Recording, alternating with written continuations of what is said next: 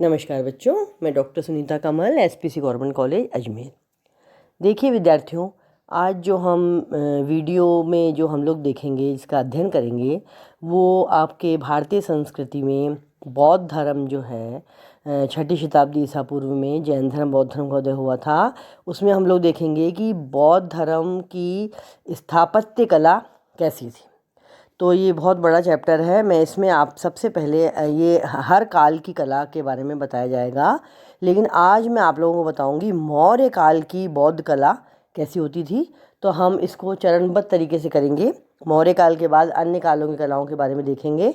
सबसे पहले हमें देखते हैं कि बौद्ध धर्म की प्रेरणा से भवन निर्माण कला और स्थापत्य कला के क्षेत्र में बहुत ज़्यादा विकास हुआ। बौद्धों ने बहुत से अपने विहार, स्तूप और चैत्य बनवाए थे, जो कला की दृष्टि से बहुत अद्वितीय नमूने थे। कला के क्षेत्र में सबसे पहले पाषाण का प्रयोग शायद अशोक ने ही किया था।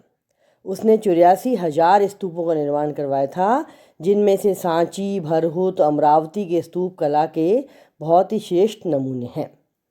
आप देखिए कि बौद्ध धर्म के प्रचार के लिए अशोक ने जिन स्तूपों का इसीलिए स्तूपों का निर्माण करवाया था कि अशोक ने बौद्ध धर्म को अपना लिया था और अशोक ने युद्ध न करने की प्रतिज्ञा ले ली थी। तो इसलिए उसने इस क्षेत्र में बहुत सा कार्य किया। उसने आपको अभी मैंने बताया कि उसने बहुत से स्तूप बनवाए। हालांकि इनकी संख्या के विषय में विद्वानों में, इतिहासकारों में मतभेद है कि 84,000 थे या नहीं थे, लेकिन इसमें तो कोई संदेह नहीं है कि उसने बहुत सारे स्तूप बनवाए थे। अगर हम इसकी संख्या पर ना भी दबाव डालें, तो निश्चित संख्या पर ना भी दबाव डालें, तो हम ये कह सकते हैं कि उसने बहुत सारे स्तूप बनवाए थे।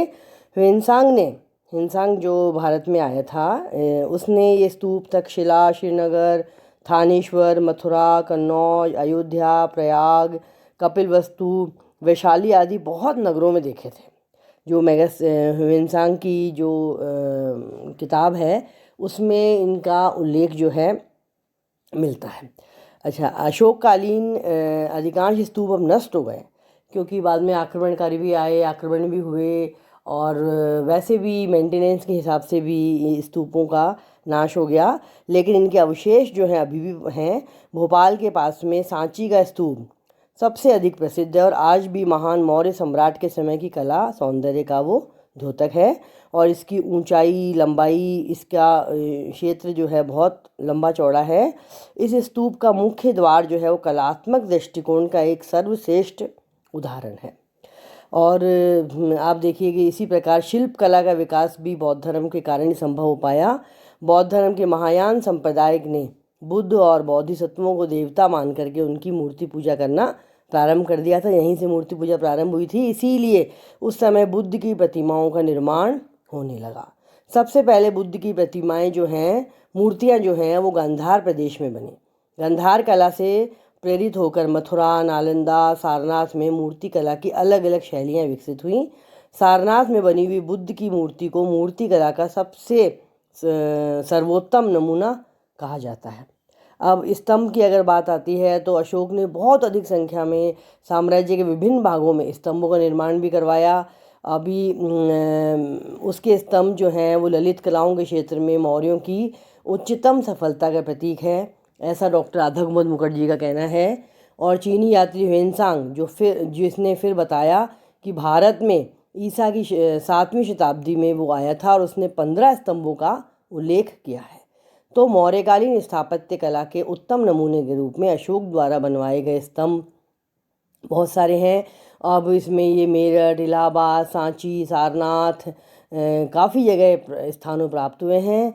ये स्तंभ चुनार के पत्थर के बने हुए हैं, जिनकी जो 40 फीट से लेकर 50 फीट तक ऊंचे हैं। और ये बहुत अच्छे स्तंभ, नीचे से चौड़े और ऊपर से पतले हैं, और एक ही पत्थर के बने हुए हैं। वन पीस में मतलब ये बने हुए हैं। इस प्रकार से हम ये बता सकते हैं कि इन स्तंभों पर जो पॉलिश की गई है वो आज भी शीशे की तरह चमकती है।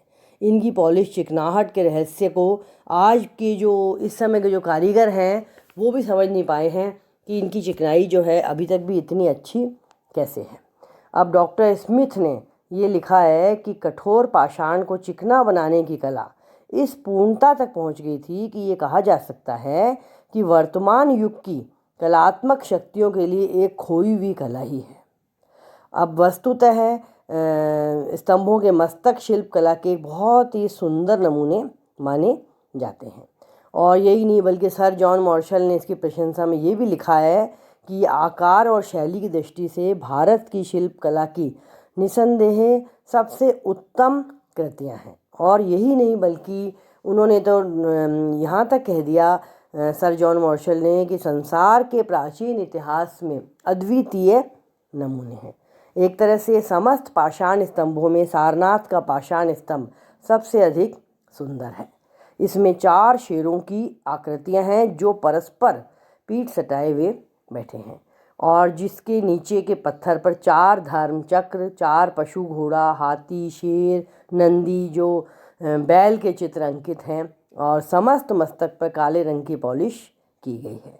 मतलब सही कहा सर जॉन मार्शल ने, संसार के किसी भी देश में कला का इससे सुंदर नमूना, सुंदर कृति जो है शिल्प कला का उदाहरण पाना बहुत ही कठिन होगा। मतलब सारनाथ स्तंभ को स्थापत्य कला का उत्कृष्ट नमूना माना गया है।